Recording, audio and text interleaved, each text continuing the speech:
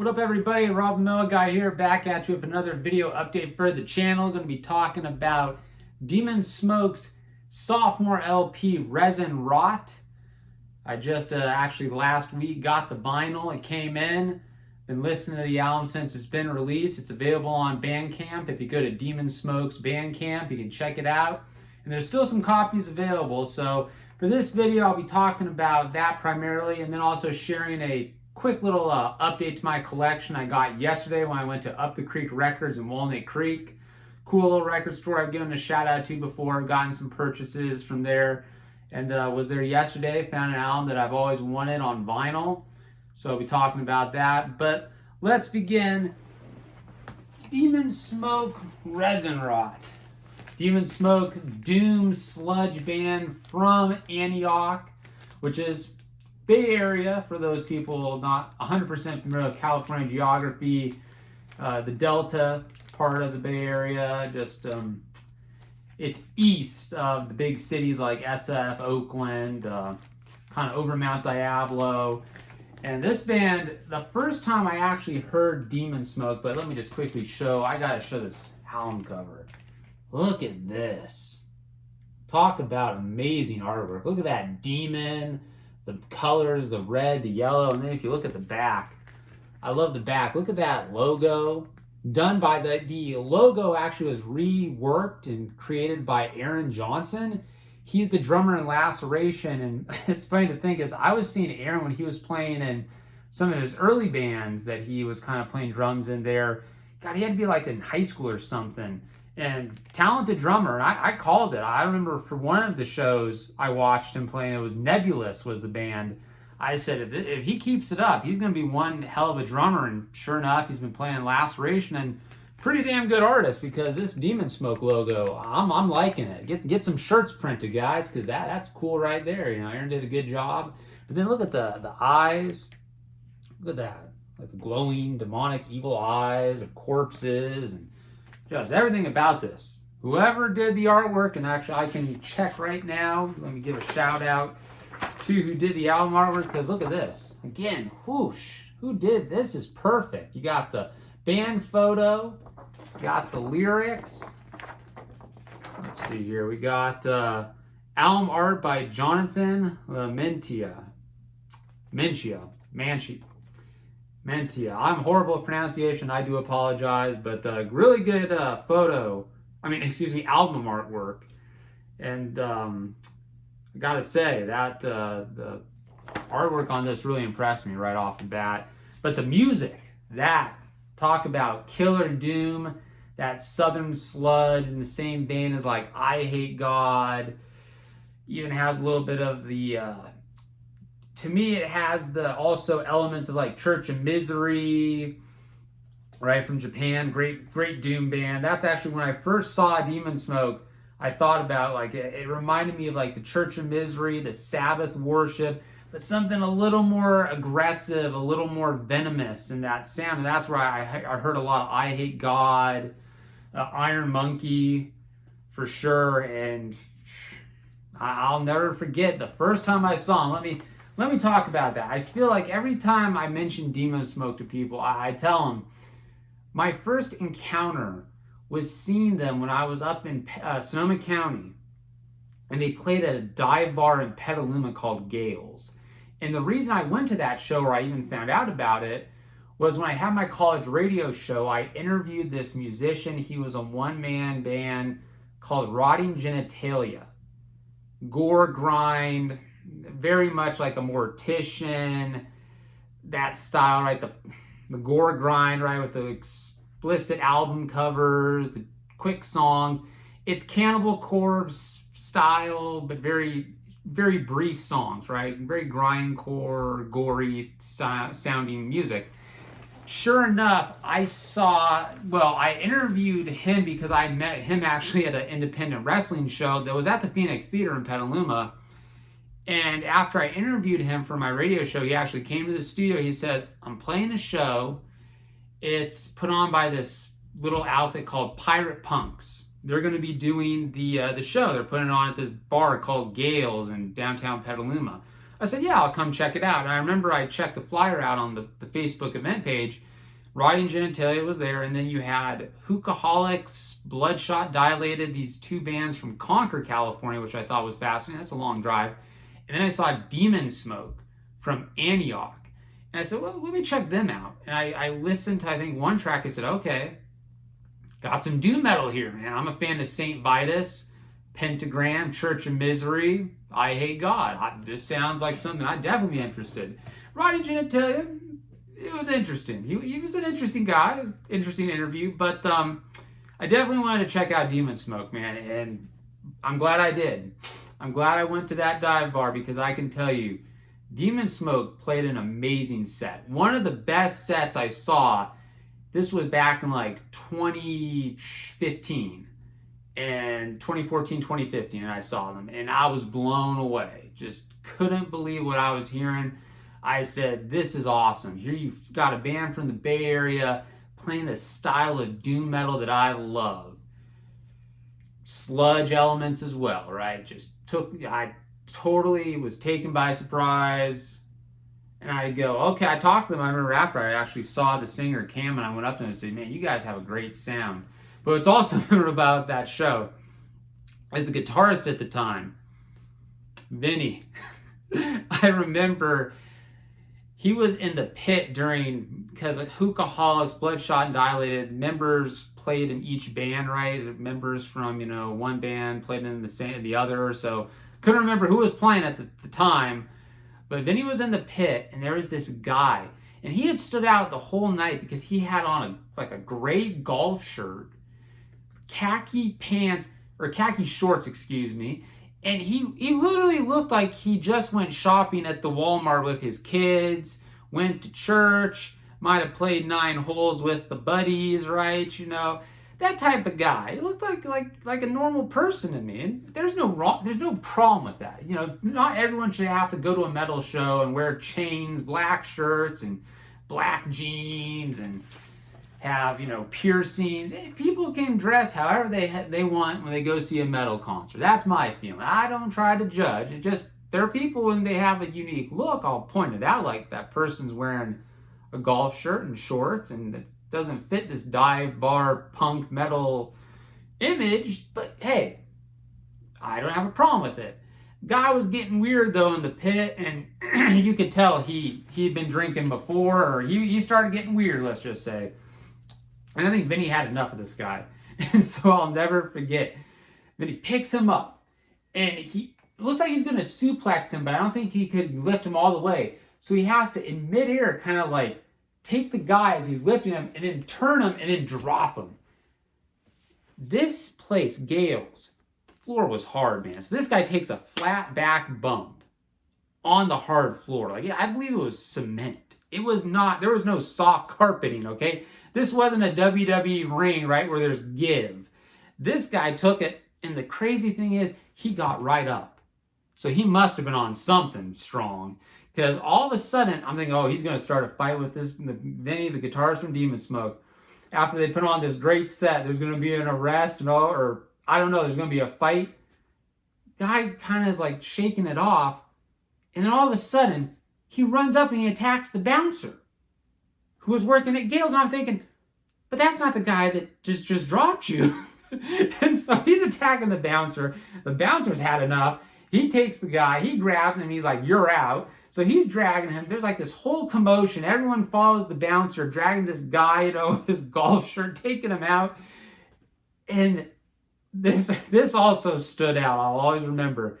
The promoter, who he kind of reminded me of Gollum from Lord of the Rings.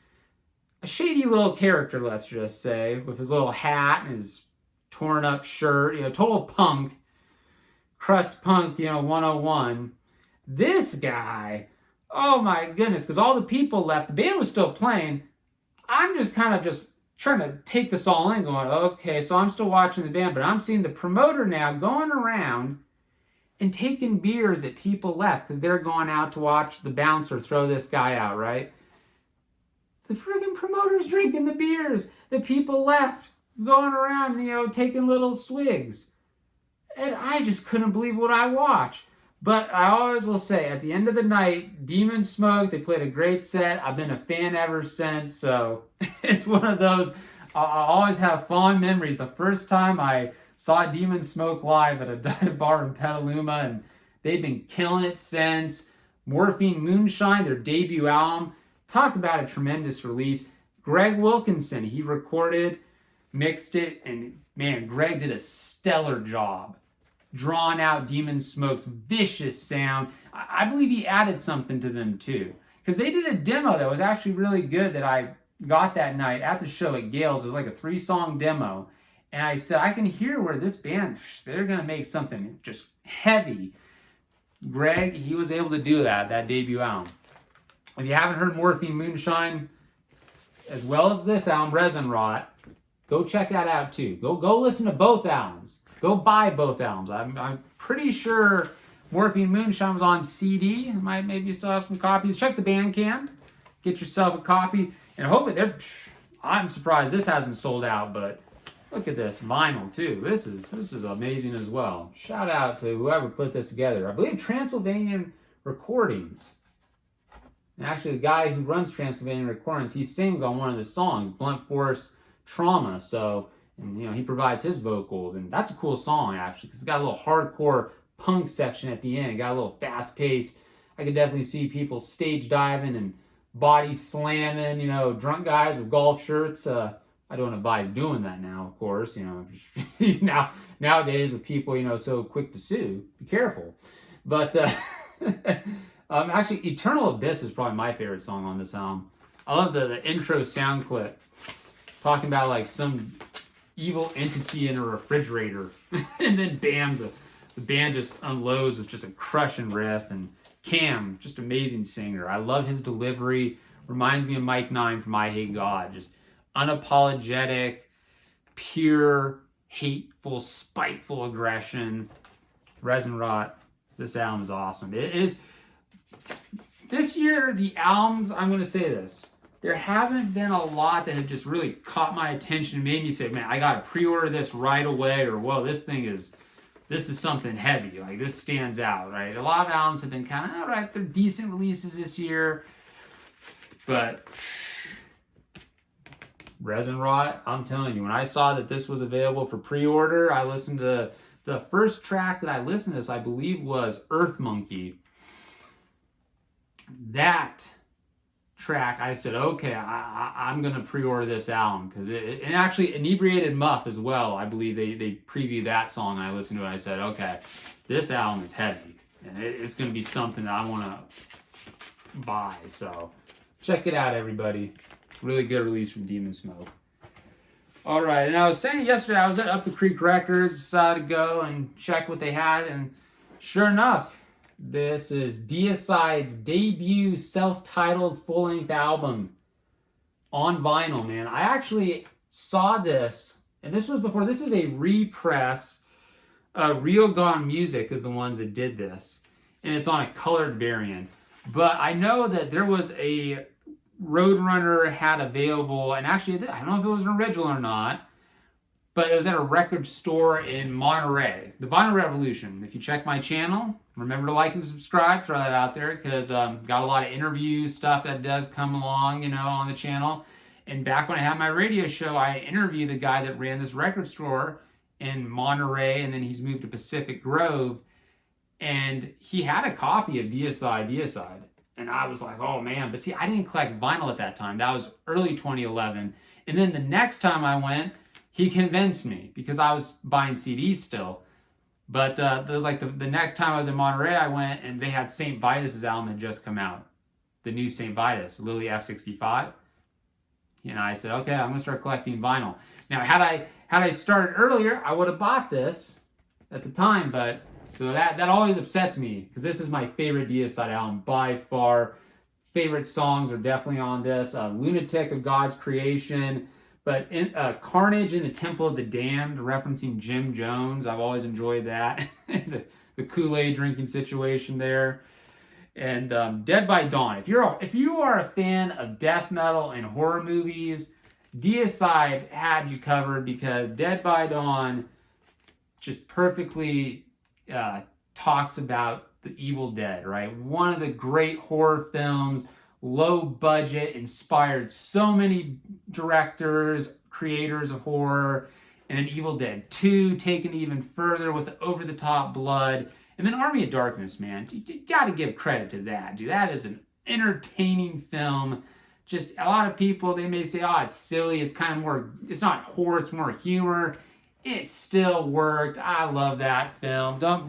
Don't get me started. That is a great film. Bruce Campbell, one of the greats. Amazing actor. Really, really enjoyed it. So Dead by Dawn's always been one of my favorite death metal songs, just in general, because it references a movie that I'm such a huge fan of, man. So, and then the song Deicide on the album Deicide by the band Deicide. Well, go figure there, right? It's a good track as well. Good riff, man. This is, to me, this album, just Deicide, the way they sounded, it was so raw, so aggressive. A band just untamed.